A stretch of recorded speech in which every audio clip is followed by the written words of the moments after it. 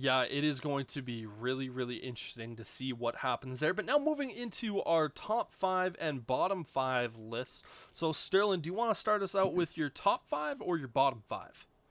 Well, let's do the top five because, our top fives have Stay been pretty looking fairly consistent. similar week in, week out. There hasn't been a lot of change at the top of the league, whereas the bottoms had more surprises. Top five, and I'm going to speak for you because I'm sure it's the same. 1, 2 is 49ers Eagles. Bing bang. So I'm going to start with that, get that out of the way. Then I'm going to move down to the bottom of my tops. At number five, I have the Chiefs elevating back into my top five. They were out last week, just barely, so they're sitting at five. The other two teams I had in here last week basically just moved up a notch. I've booted the Bills out of my top five. And so I've got Chiefs at five. I have the Detroit Lions sitting at number four in my tops. The Miami Dolphins are currently at number three, and then as I mentioned, Eagles two, 49ers one. Yeah, so you and I have the exact same list here at our top five. Obviously, for me, I have the 49ers as my top team. I have the Eagles as my second. I actually have the Detroit Lions as my third. I think they have just looked so good. And both the Chiefs and the Dolphins have kind of had their moments of like, ugh, and obviously Mm-hmm. the Lions beat the Chiefs. But I do have the Chiefs at number four, and I have the Finns at number five. Again, that loss against the Bills is one of those things, but the Bills going out into Europe and losing that game against Jacksonville, it's one of those things. Yeah, you're traveling across the country, but you're also one of the teams that's closest to London, so it's less of a burden on you. It's kind of like going out to the 49ers if you were going out to play there, or for instance, the Rams or any of those West Coast teams. That's still kind of the same amount of travel time. So you still kind of got to look at that. I just go with the Bills. Again, they haven't. They're number six for me. They're number six. Mm-hmm. But your bottom That five, good sir. My bottom five. So I think I only have one new team in here from last week, but the order has changed. The Jets elevated themselves out. Well, you know, I don't know if they so much elevated themselves out of my bottom five as one of the really bad teams just forced their way into the bottom five, and that is the New England Patriots. I have as the 28th team in the league right now for myself. Followed closely by the Denver Broncos at 29. I then have your Chicago Bears finally coming out of the basement for me. They are sitting at number 30. And so that's got to make you happy. You're no longer bottom two team, except for the fact that you're not going to have draft pick one and two. And then sitting at the very bottom, we have the New York Giants that are absolutely terrible, sitting at 31, and the winless Panthers at 32. Yeah, so for me, the worst team that I have at pick number 32, it is the Panthers. They're winless. They just, again, going back to what you were saying a little bit earlier, Yeah. they look like they could be an 0-17 team. They just don't look good. I think they will get a win at some point this year. I'm just not super confident on who it's going to be and when it's going to be. They're the bottom. At pick number 31, I have the Denver Donkeys. This is a team that if they didn't play Chicago and get that, the Broncos should have never won that game.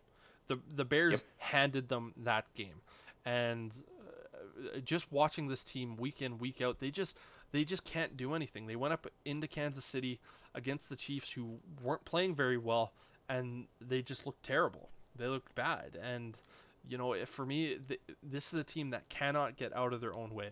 Number three is a team that has completely quit on the season, and that is the New York Giants. I said it coming into the year. Daniel Jones is not a guy I have any faith in. You gave him a massive contract when you had no right to, off of a Hmm. season that was subpar at best, maybe even average at best. And the team has just completely quit. They don't look any remotely good. Next up, I do have the New England Patriots at four. This is a team that just looks so bad, and kind of like what you're saying, this is a team that has just forced their way into the top five with just their last two, if not three performances of where they just look so bad. Again, 3 points in 8 quarters of football and almost damn near 100 points. Again, I'm not even going to attempt to do math here, but they're definitely, I think they're in the 90s for the amount of points given up. They have just looked so bad to the point where Bill Belichick might be on the hot seat heading into the end of the year if this trend continues. And then at number five, my fifth worst team in the NFL, I currently have the Chicago Bears. And the reason why I have them at five is because the last 2 weeks, they've only shown improvement, improvement, improvement. Against Hmm. that Commanders team, their defense was dropping like flies, and they managed to go out there and say, "We aren't giving up."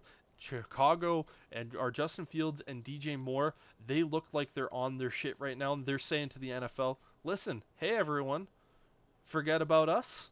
You remember all that hype that was coming into the regular season? Now it's here." And now Hmm. they're clicking, and again, the running game is banged up really badly right now, but once their guys start to get a little bit healthy, the offense is just starting to hum. And I think this Vikings team, we're gonna see some stuff right now, but that's why I have the Bears at number five. They're the only team out of the bottom five that week in week out has shown improvement every single week. Yeah, and it's at the point now where we could see next week the Bears elevated out of both of our bottom fives if they pull out a win, and then it's going to be a debate and a struggle for us to decide who takes that spot. Is it going to be the Vikings? Is it going to be the Commanders? Which one of them is worse? Yeah, without a doubt, and not only those teams, but there's multiple other teams that could also throw themselves into the ringer on that particular route as well. And as I'm just looking at the bottom of the league, you have the Vikings, you Mhm. have the Jets who could throw themselves in there, you have the Packers who could find themselves into that room. The Browns, with just not being able to do anything right now, there is so many teams that could just find themselves going into that bottom five. And looking at the teams, the reason why I have the Giants so low is looking at their points differential. They are minus 91. Minus 91. They are getting beat by their opponents. Yep. And then if you look at the Chicago Bears, who aren't a great team by any stretch, they're only minus 42, which is a hell of a lot better than a bunch of the other teams. Again, the Patriots are minus 76, the Broncos are minus Hmm. 71, the Panthers are minus 53. There is just some bad things happening to those teams. And yeah, moving into this week, obviously the Chicago Bears, they have Carolina's first round pick this year, which right Hmm. now is currently holding the number one overall spot in a year where you have a guy who, a lot of scouts are coming out and saying right now, they're talking with general managers and former scouts and all this and that. They go, this has been the best. Like Caleb Williams, he would have been the number one overall pick, the number one quarterback in last year's draft, the year before, the year before that. He would have gone ahead of Joe Burrow. He would have gone ahead of Trey Lance or Trevor Lawrence. Um, he going back all the way to Andrew Luck. They're saying like he would have been the number one pick in every single one of those years and the number one quarterback taken in every single one of those years. And when you have a guy at that level, and it's been such a dilemma for Chicago Bears fans right now because Justin Fields has looked so good the last couple of weeks. Granted, they've been against bad defenses and bad teams, but you're seeing him make those improvements where he's supposed to make those improvements. And if he continues this trend, maybe not 4 passing touchdowns a game, but let's say he gets 2 to 3 passing touchdowns a game and one turnover every other week type situation, you're just sitting back going like, man, we have a young guy who we've been developing for the last couple years who is looking so good. But Caleb Williams, man, if you have the opportunity to get him, it's going to be really, really difficult to pass up on him. Which, like, you could have Justin Fields throw himself into the MVP conversation this year. And I don't Hmm. know if that would be enough for me to say you have to pass on Caleb Williams. Which, if that's the case, and the Bears still do have that number one overall pick, and uh, you know, you can trade Justin Fields away for a pretty big package if he continues down this road that he's currently on, and boom, now you have 3 first round picks in this year's draft instead of just the two. And it is so weird as a Chicago Bears fan to be in this position, to finally look at a quarterback where you go, this guy might actually be pretty good, and then to sit there at the end of the year and go, yeah, but we're gonna trade him away for this guy who is possibly a top 5 quarterback entering as a rookie, which is insane to say and think about, but that's how good he has been. And Caleb Williams tonight going up against Notre Dame out in South Bend, that is going to be a really, really pivotal game for him this year. If he can look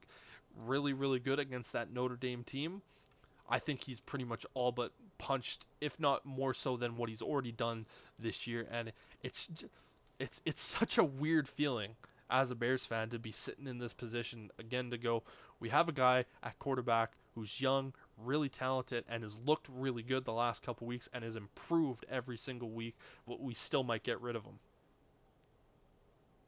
Yeah, I know it's crazy, but I mean the other factor that the Bears organization, the Bears fans have to, you know, be prepared for is Caleb Williams has already put out a list of 6 teams that he's willing. I'm gonna just drop that. That is, until Caleb Williams comes out and says that in front of a microphone, to me, Yeah, that report and that list is the biggest crock of shit, because like fair. no major media is picking it up and really talking about it. It just feels like one of those internet things where it's like, oh, Caleb Williams, like people, like reports coming from Caleb Williams, like people that are closer to him, no one has confirmed that. It has just been this thing that has been floating around going like, oh yeah, we're this, we've definitely heard from him say this. It's like, okay, well, how come his dad, who has made comments and it's actually from him, hasn't come out and said yes or no to that? Caleb Williams hasn't made a statement on it, and no one has really close to him has confirmed any of that. So I'm just sitting, the second that I saw that, the fact that I had to Google it and it wasn't one of the first things that popped up, and I had to go out and really search for that, made it sound to me that it wasn't actually true.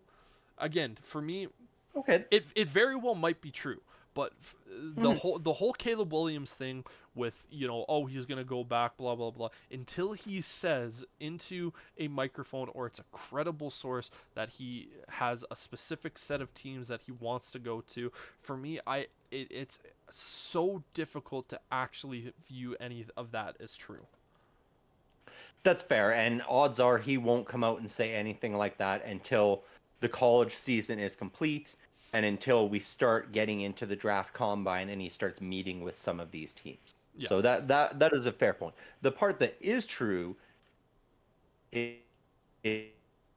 he's set to make about $10 million if he returns for his senior year in USC, which is significantly more than he will make as a rookie in the NFL. And so that is something that, if these rumors do prove to be true, that he will take into consideration, because for a player of that caliber, and we've seen players in the past, quarterbacks in the past, that have gone, I don't want to play for that team, and it results in swaps at the draft so that that player doesn't end up there. Eli Manning comes to mind, but that is still something that the Bears, or whichever team ends up with that first pick, like, I have a feeling it's going to be the Chicago Bears. I don't see any team finishing further down than the Carolina Panthers, and so you guys likely will have that first overall pick, and that's just it. Like it's until we hear that, as you said,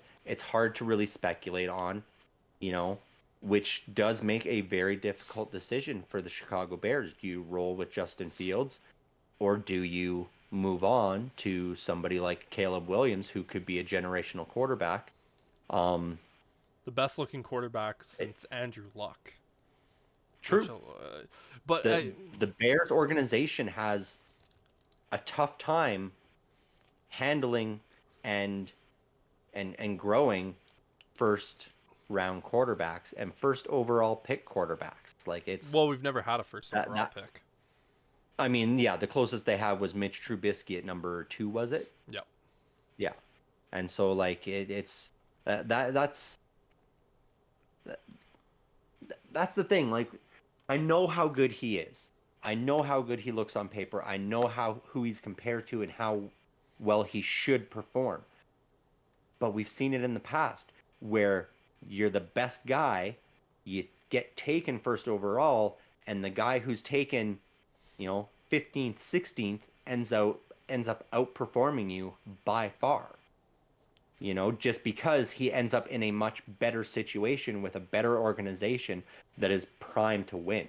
And so I can understand if it comes out later on in the season that Caleb Williams does state something like that he wants to go to a team that has a guy like Justin Jefferson, or something like that. I can't Totally really agree. fault him.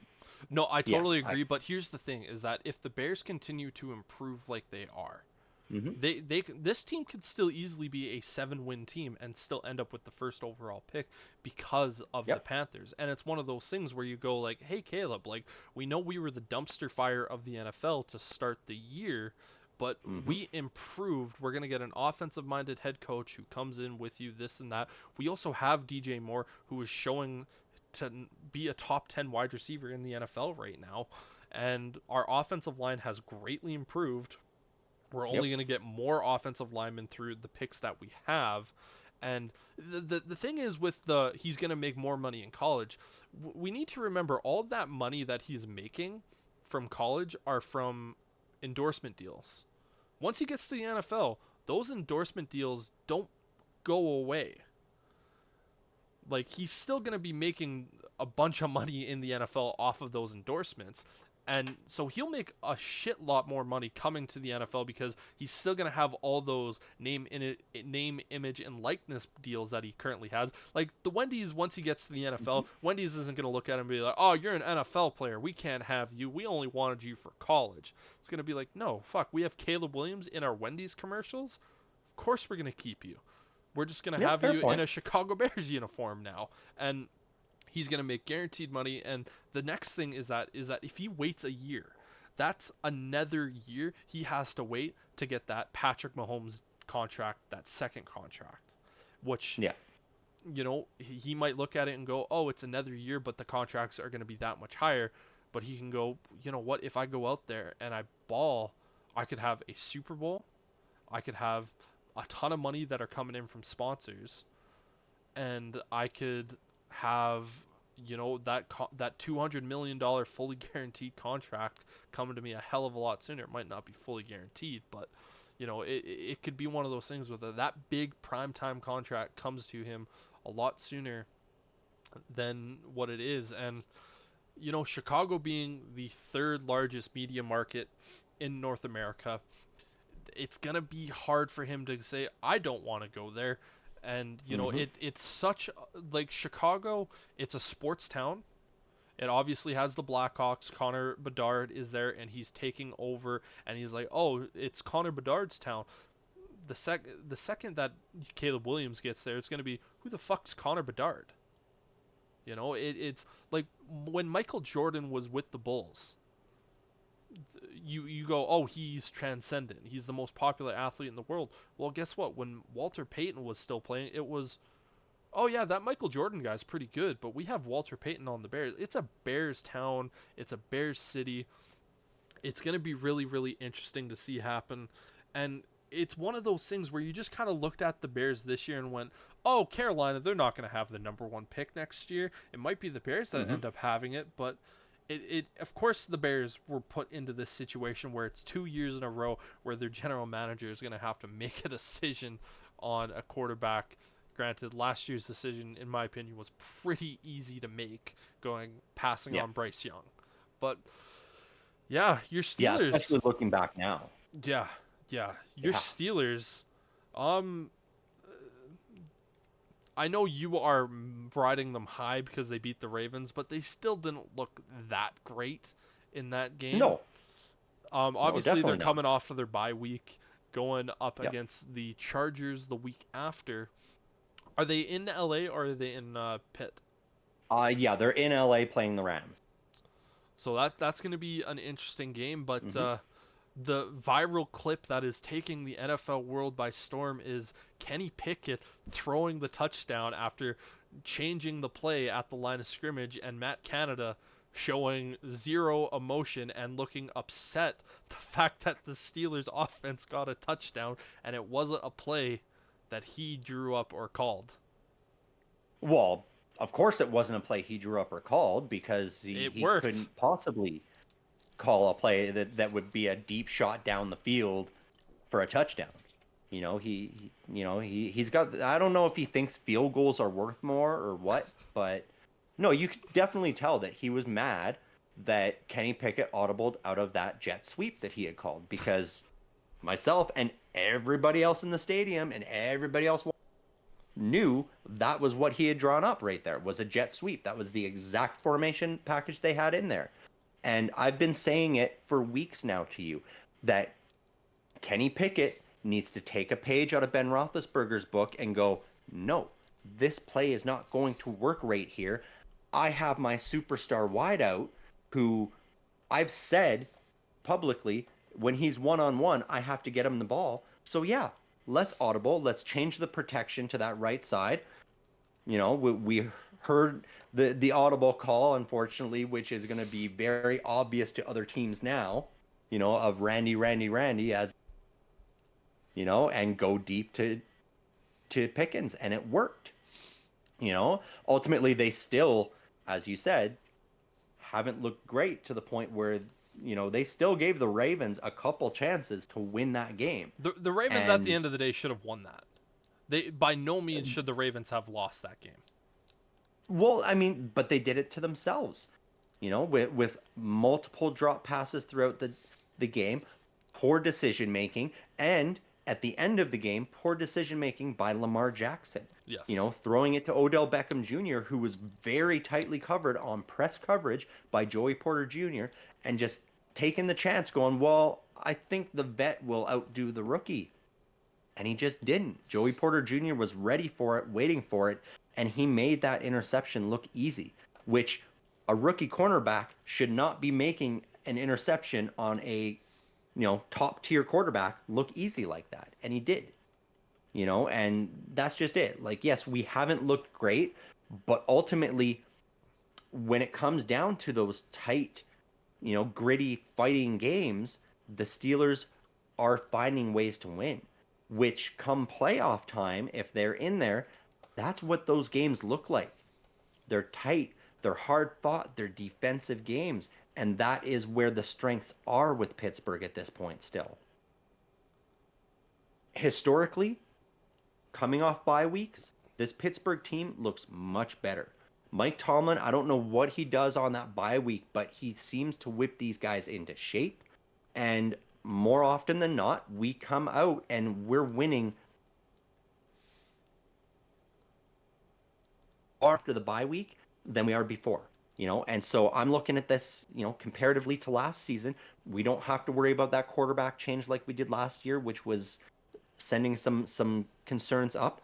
Like if we can go 8-4 like we did after the bye last year, we're sitting at 11 wins, and in the AFC that should be good enough for a wild card spot. When you look at what the AFC South and the AFC West look like right now, I don't see any reason why even the AFC East, you got the Bills and the Dolphins, both of those are probably going to make it.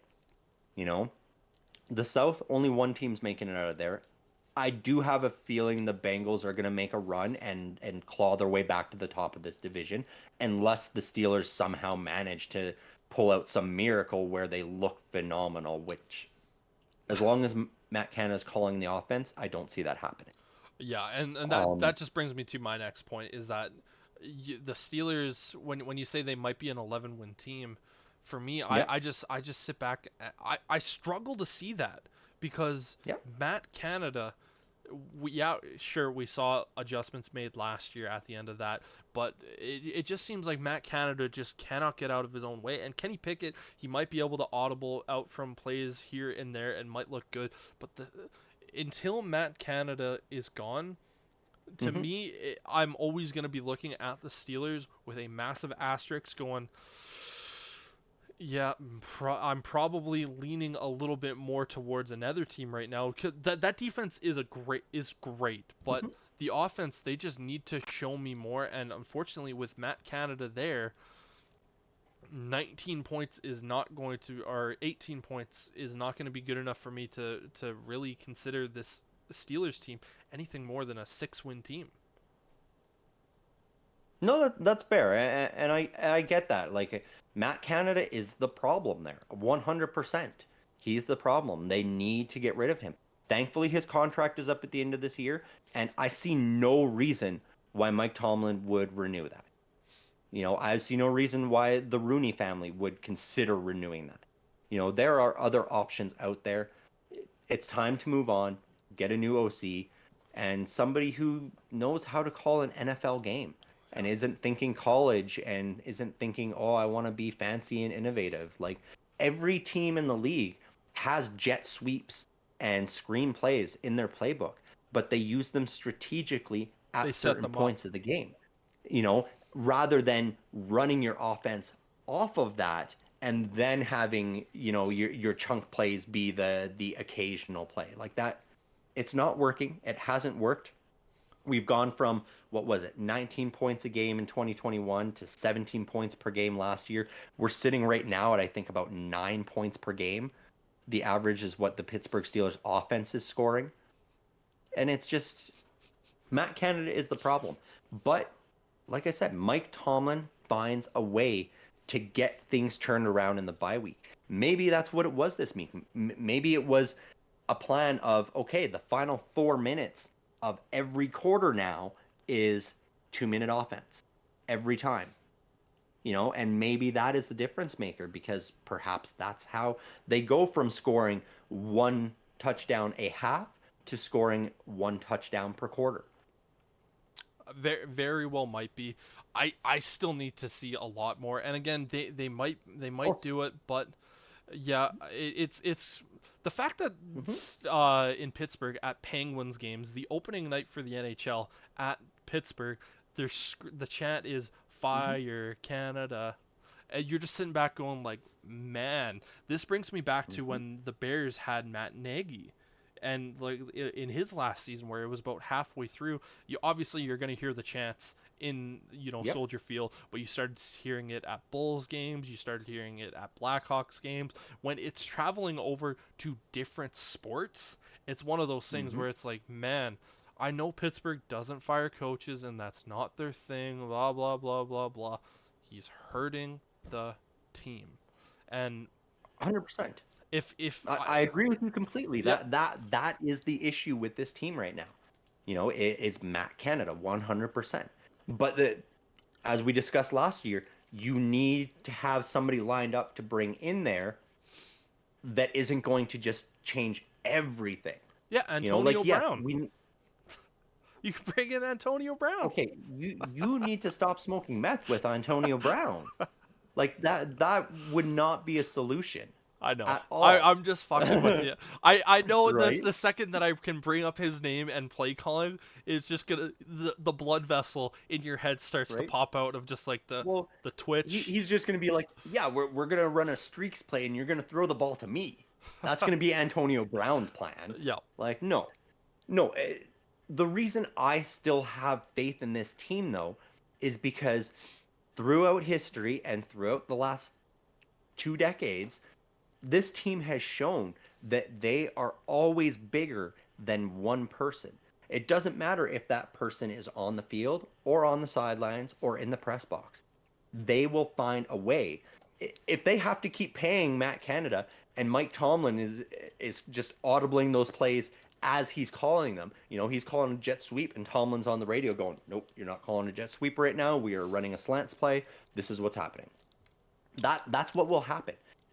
It's always what's happened in Pittsburgh. We've had big personalities. We've had people who have tried to turn this into their team before, and the Steelers will walk away from it. They'll let them close out the season. We let it happen with Antonio Brown. We let it. The This is what happens.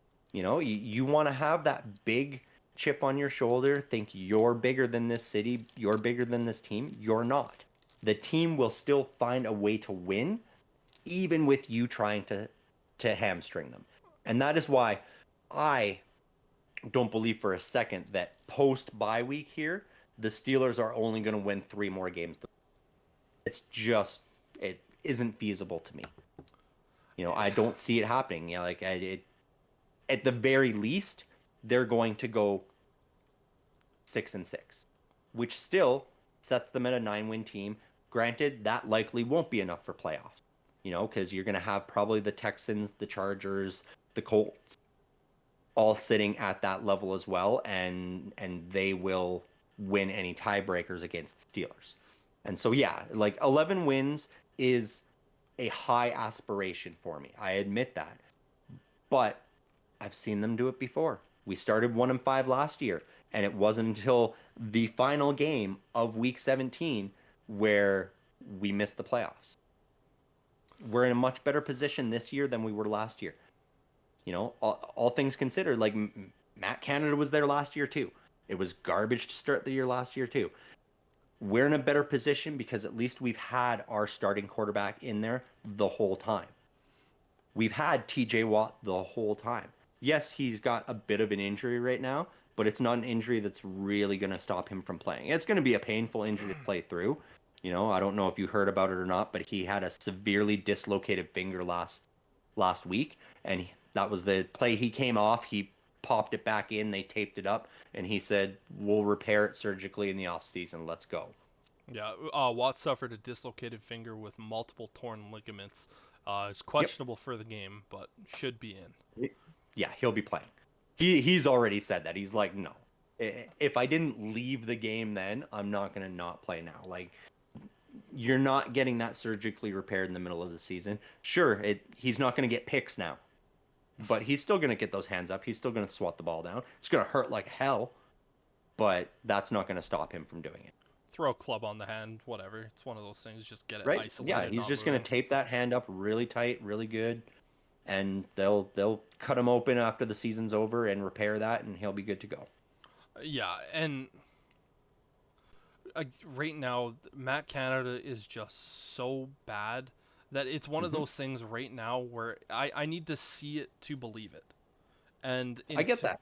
And this defense is so good, this and that, and again, for me, at the end of the day, it's just you got to show me week in, week out. And I've always said about the Steelers this year, I said they're gonna be a team that is going to win because of their defense, but their offense needed to take that step. They haven't, and we've seen them win because of their defense a couple times this year. But when they start to go up against some of these teams where their offense actually has momentum and they can score, we've seen it against, again, like the Texans. They showed that their offense had momentum. I think when guys go up against the Rams, that's going to be the third week of the Cooper Cup show and the Puka Nakua, and that's going to be a lot trickier. But yeah, it's going to be really interesting to see what happens with this team moving forward. And I sent you a joke or a meme this week where it was, if your buddies, you always have to make fun of your buddy's team no matter what. That's the only way that the only way that you know your bros is to look at your team and go, they're dog shit all the time. And the unfortunate thing is, for the years that we've been friends, it's always been, your Bears are dog shit. It's like, I know, fuck off. Yeah. Right? But yeah, But even then, we both still we're dying for a Steelers Bears Super Bowl. It would be the tits. Right? It would be the tits. And yeah, I get it at work still too, guys that are like, how are you still cheering for this team? And it's like, man, I'm a fan. I'm not a fair weather fan. I'm a fucking fan. You're there through the thick and thin. Right? What do you think I am, a Patriots fan? No. I don't bail just because my team is garbage. Yep. Yes, they have some fucking flaws right now, but we've seen when they can put it together. Yes. And you said it perfectly. It's the momentum. They need to not let the other teams run away with it. Because those are the games where they've lost and they lose badly. As soon as the other team starts to run away with it, the 49ers did it, the Texans did it. And that is where the problem comes in. If you can keep them in check to the point where it is a one-score game at the end, that is when Kenny Pickett turns into this another level, and he manages to get it done. Like, he hasn't looked like a top 20 quarterback for 90% of the time. But when you're in the final 5 minutes of a game that is winnable, he's top 10. He manages to get it going. He calls the right audibles. He runs the ball when he needs to. He stops listening to Matt Canada. And that is what the rest of this team needs to do. Just turn his microphone off. Let him wear his headset and his goofy little hat up in the press box and just turn the microphone off. Don't let him have any say. He'll have the same expression either way. We saw that last week. He'll just have that dumbfounded look of what I that worked. That wasn't what was supposed to happen. Like what feels like is happening with Matt Canada, it almost feels like he was paid by someone by the Browns, the Ravens, and the Bengals collectively.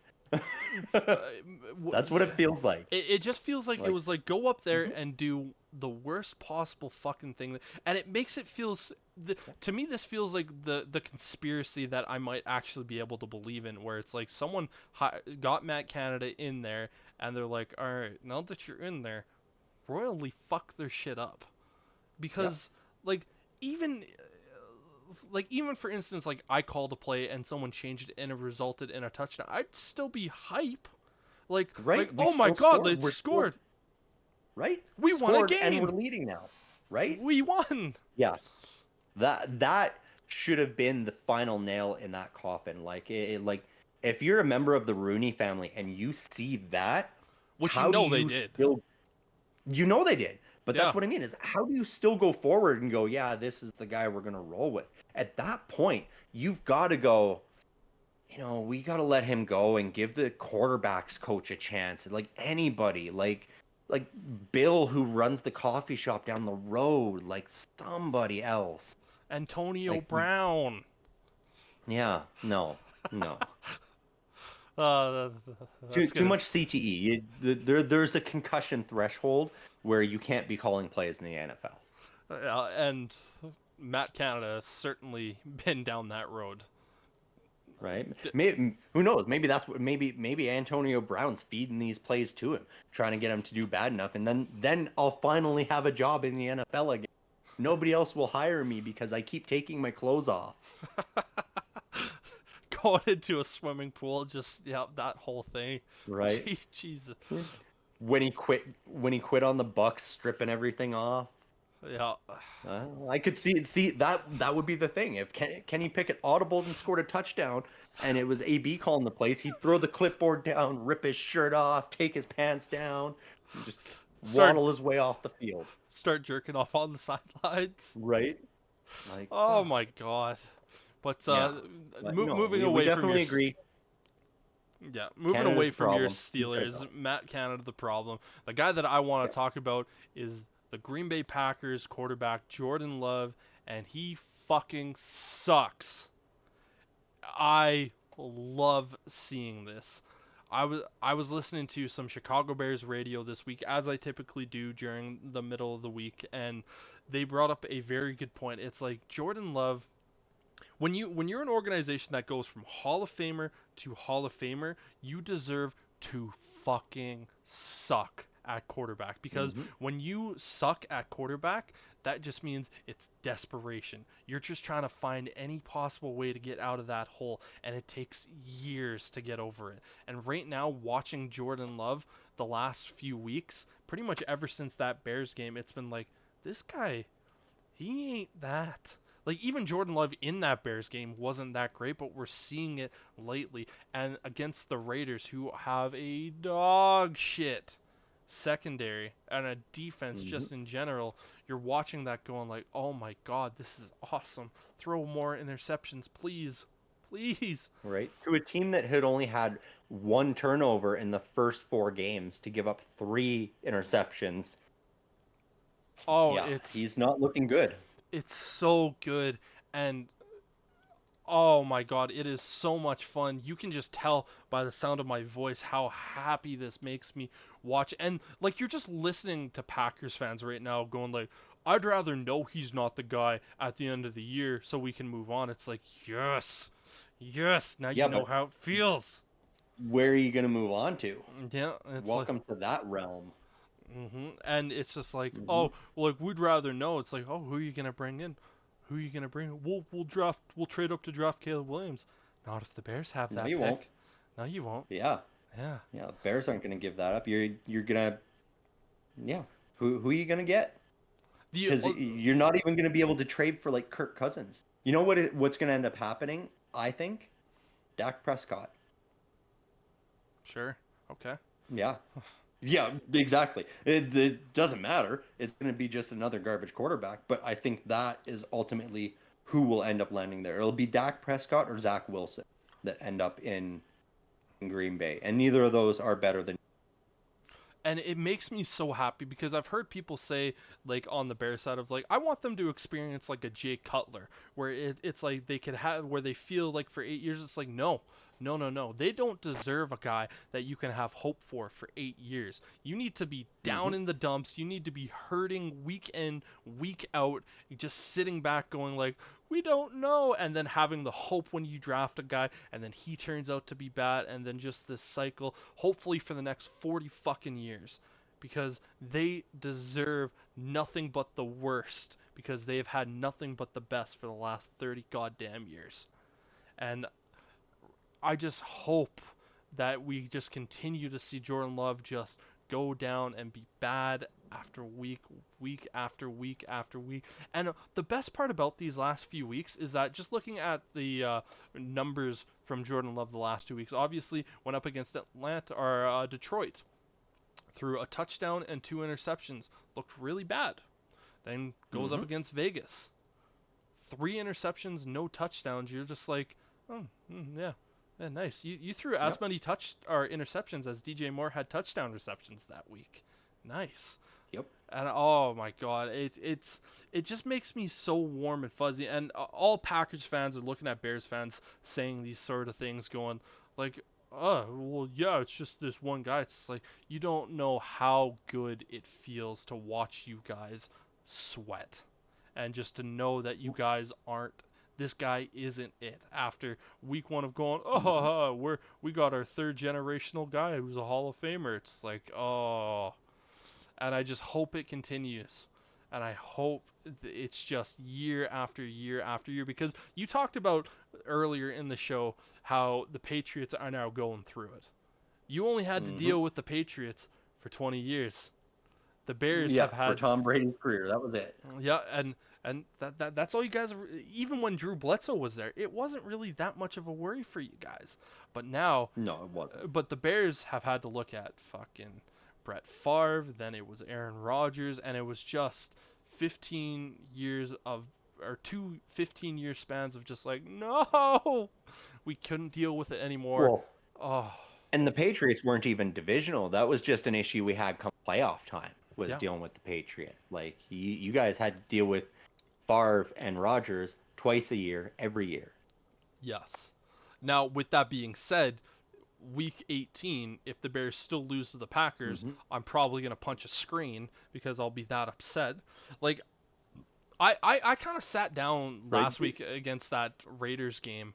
When I was watching that, I went, I don't even want to watch this. It's not because it's a bad game, because it was. I was like, I hate the Packers so much, I don't want to watch them. Because every single Yep. time they have a moment of success, I just feel it's just the Scottish blood starts to boil, and it's just like I see red and I just want to hit things, and which is not That healthy, is and I how I probably feel about need the Ravens. therapy about that. But um, yeah, it's just oh, for them to just be bad. I need them to be good enough to the point where they can't decide to go up and pick a quarterback, but just bad Hmm. enough to where the point they are just constantly failing, and it makes me feel so good about myself.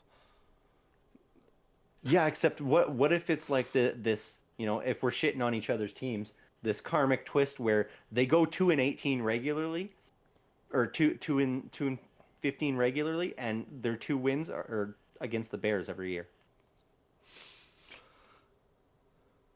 How good are the Bears' records during those years?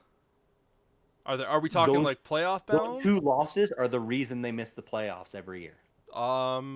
Where's the sturdiest point in my roof currently?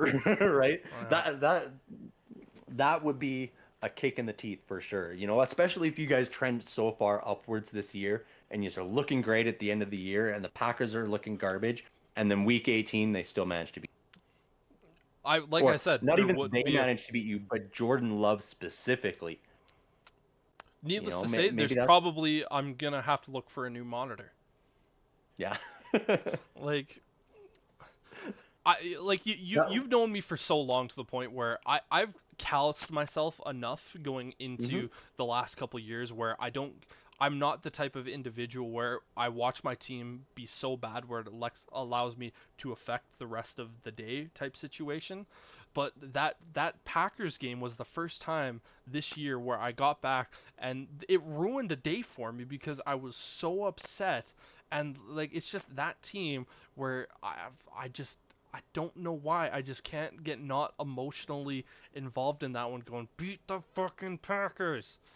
Ah, but And yeah, ultimately you just really need to find a way to yeah, it, for sure. it's, Like it's so fucking painful, and I just want to see them continue to fail, continue to mhm. lose. It's going to make me so happy, but I don't have Cuz anything more left to talk about. How about yourself? Any other fun things? well, I mean, you've talked about changes coming to Chicago and getting Caleb Williams in there and stuff. Are you still thinking Eberflus has to be on his way out at the end of this season, or do you give him another year? If the Chicago Bears decide to move on from quarterback, I think you have to move on from Eberflus because it's one of those things where the Bears currently at the moment, the last few years, for instance, when John Fox came to Chicago, Jay Cutler wasn't his guy. And so it was Hmm. one of those things where Cutler was also at the end of his career type situation, so the Bears knew they were going to move on. They draft Mitchell Trubisky, which was not the guy John Fox wanted. And so we saw him put in half-ass effort. Hmm. John Fox get fired. Matt Nagy comes in. He has to inherit Mitchell Trubisky. That's the problem. The years don't work out. Trubisky isn't the guy. They draft Jordan Love. Okay, well the first year, or not Jordan Love, Justin Fields. I Yeah. almost vomited from saying that. Pardon me. But Eberflus comes into another quarterback who's there year number one and inherits that guy. It's one of those things right now where I sit back and I go, I don't think the Bears are going to be all that good. I think they might sneak out with 5 wins this year. That's being Hmm. generous, just because I don't have a lot of faith in Eberflus. But if you are going to go after a new quarterback, and let's just say it is the Carolina Panthers pick, let's say the Bears get 5 wins and they Hmm. have the number one pick. Eberflus has to be out, and you have to bring in someone who goes, this is my guy. Because if you allow Eberflus to, let's say, draft Caleb Williams, and the Bears don't take off on that next level ascent, and the defense looks bad, and they end up firing him, well, then we're on this new cycle that we've already seen for the last 3 regimes, where it's like, okay, we fired or we moved on for or we hired a new coach. He inherited a quarterback. It didn't work with that quarterback. They draft, fire you right the following season. It's that cycle, and I want that to be broken as opposed to being a Hmm. thing that is currently continuing. And if we do move on, if we do decide to go for a new quarterback, let's say it's week 18, I think Eberflus survives the season at this point.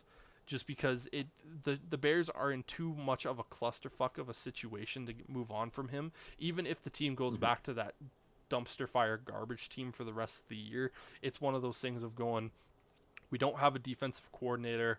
Our offensive coordinator isn't going to be able to step up and do this, and that. But you move on from him, and instead of trying to give that extra year, just break the cycle. The cycle that has not worked and has just been the Hmm. kryptonite of this organization. You go, okay, the general manager is still has his chance. He's going to go out there, hire a guy. That guy is going to be able to draft the guy that he wants. And if it's Caleb Williams, Drake May, JJ McCarthy, Shador Sanders, whatever, I'm going to be supportive of that because it's his guy.